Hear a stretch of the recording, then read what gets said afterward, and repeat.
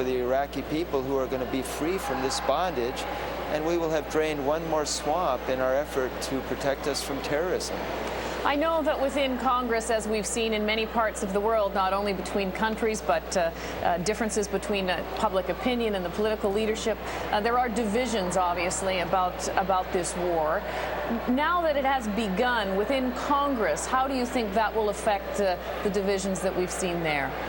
Well, I mean, all of us respect what our troops are doing and want to support them. And you can't support our troops if you don't support their mission. So if people are disappointed that the diplomatic effort failed, they can be disappointed. But now we're in a battle. I don't want to just call it a war, because we have a war against terrorism that goes well beyond just Iraq.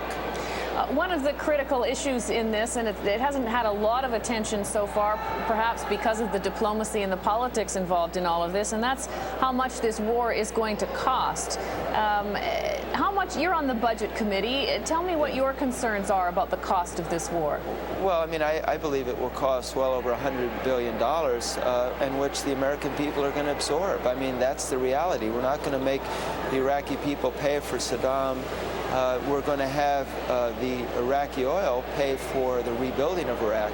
But we have a real vested interest in making sure the Iraqi people and people of the Islam faith see what can be done with oil when it's not spent on its rulers, but spent on its people. But all of this, too, comes at a time when the U.S. economy is in a slump, when your party would like to see some tax cuts, perhaps, to stimulate the economy a little bit. Are you concerned about what what effect this may have at home? Oh, obviously we're concerned, but you know, my biggest concern happened 555 days ago on September 11th. I mean, December 7th, as Roosevelt said, is a day that will live in infamy. What would you call September 11th? It was the recognition that terrorists will stop at nothing and that there's no red line they won't cross. So, I mean, the sad thing is we're at war. Some of our folks in the United States don't know that, and some, unfortunately, in Canada and elsewhere don't. But we're at war, and we're going to fight this war, and ultimately we're going to prevail. How serious do you think the risk is that, in fact, this war may spark more terrorism? Well, let me just say this.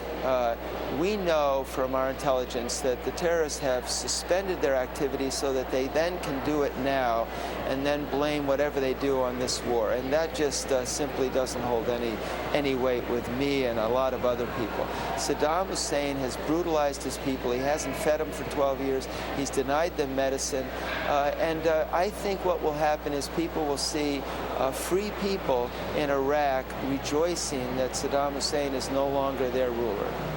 You know, I know that many have suggested that, you know, now that this event has started, that certainly public opinion that has not perhaps supported your view and the president's view will perhaps change. But there is, I suppose, a critical role to be played by politicians and by Congress, too. What role do you think Congress should be playing now?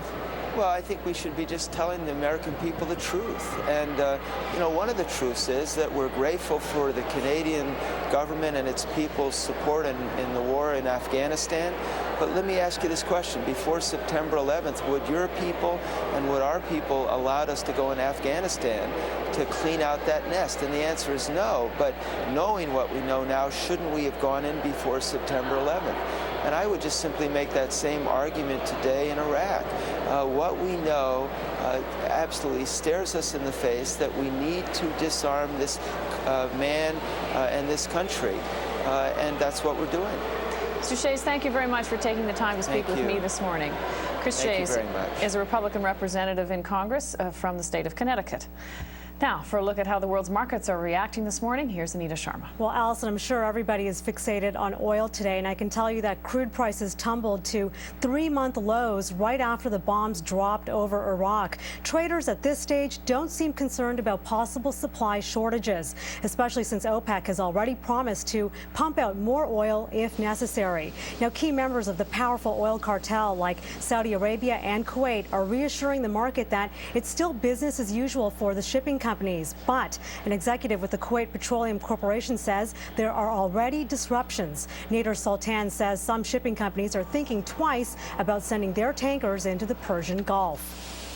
Now, if supplies are indeed disrupted, that will certainly put upward pressure on crude prices. But for now, I can tell you that oil prices continue to cool off. Brent crude is off about 14 cents a barrel, trading at $26.61. Now, earlier today, Asian markets did close higher on hopes that war in Iraq will be quick. The Nikkei jumped triple digits, up 144 points, while the Hang Seng also finished higher.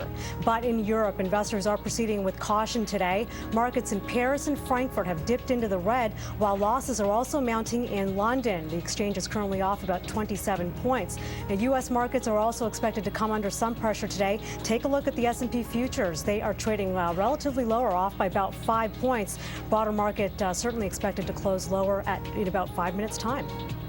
That is a look at market reaction so far this morning. When I come back later in the hour, I will tell you how the North American markets are reacting to this news. Allison? Thanks very much, and that'll be critical to watch, Anita. Turkey's parliament is set to vote today on allowing American warplanes to fly over the country to attack Iraq, and now Britain has made a similar request. CBC's Sasha Petrusik is in Istanbul, Turkey, and this morning I spoke to him and asked for an update.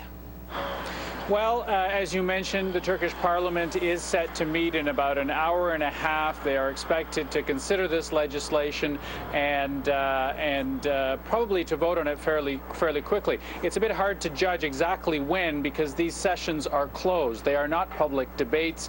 In fact, the legislation itself has not been made public in its sort of detailed form.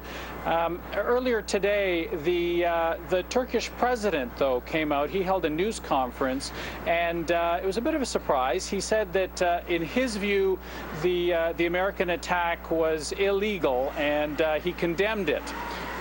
This is perhaps not that surprising in a country where 9 out of 10 people are opposed to the war in Iraq and opposed to any role for Turkey. It is a little surprising, though, given that the government is moving ahead to help the Americans in at least some of their requests, some of the military requests.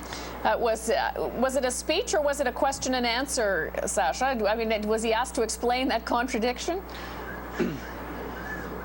Well, no. I mean, the government here has always been opposed to war. They have reluctantly moved along to help what is a NATO ally and an important economic partner, at least to the extent that this is a new government. It's an inexperienced government, so they've been fumbling a little bit. But they've been trying to help the United States as much as they could without kind of alienating the vast majority of Turks who are opposed to this war. So they've been walking this fine line, and that's why it's been kind of on again, off again all the way through. This, to answer your question, this was a prepared statement. He came out to say this. This was not sort of, something that, excuse me, something that slipped out. This actually happened, and he meant to say it. And it really does reflect the majority of people here. In fact, if anything, based on the newspapers and the commentary this morning, the opinion against the war seems to be hardening now that they're actually seeing bombs dropping and the reality of what's happening in the country next door. If, Sasha, as what Henry Champ suggested a moment ago, if we're going to see perhaps these smaller, more surgical strikes over the next couple of days before the size and the scope of the military might is brought to bear on Iraq, tell us what the timetable is in Turkey, because clearly if they want to be able to use Turkish airspace, that's got to be considered as part of their plan. So what's the timetable there now on this agreement? Well, the expectation is that this piece of legislation will pass at some point this afternoon Turkish time, which could be in a matter of hours. The legislation is considered important for Turkey itself, though, I have to emphasize, and that's the part that most people are looking at, because it not only authorizes U.S. access to Turkey's airspace and possibly down the road to other air facilities, but it also and this might be more ominous, it also authorizes many, many more Turkish troops to enter Iraq from Turkey to safeguard Turkey's border and to help in the humanitarian effort. Here, help in the humanitarian effort is often defined as keeping any refugees that are heading north on the Iraqi side of the border. In other words, stopping them from coming into Turkey.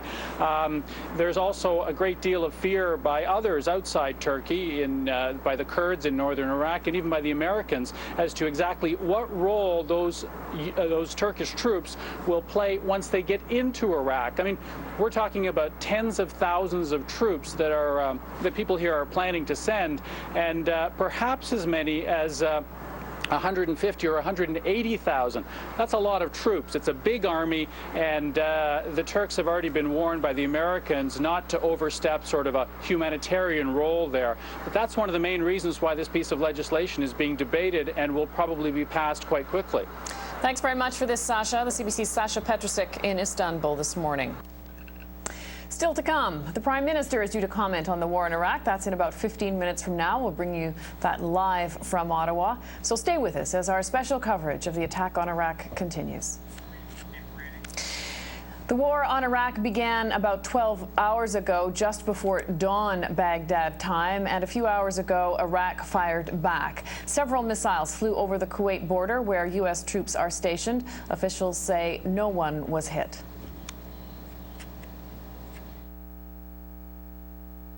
To be having some brief tape problems here. It began just 90 minutes after an ultimatum to Saddam Hussein ran out. The U.S. sent cruise missiles screaming into Baghdad. A U.S. warship on the Red Sea fired those missiles. And the reports say the attack was targeted at the Iraqi leadership, specifically Saddam Hussein. George Bush announced the start of the hostilities last night. He went on television a little after 10 o'clock Eastern time to declare war. He described the attack as the opening stage of a broad and concerted campaign, and he reassured the Iraqi people that the U.S. will make every effort to spare civilians. We come to Iraq with respect for its citizens, for their great civilization, and for the religious faiths they practice.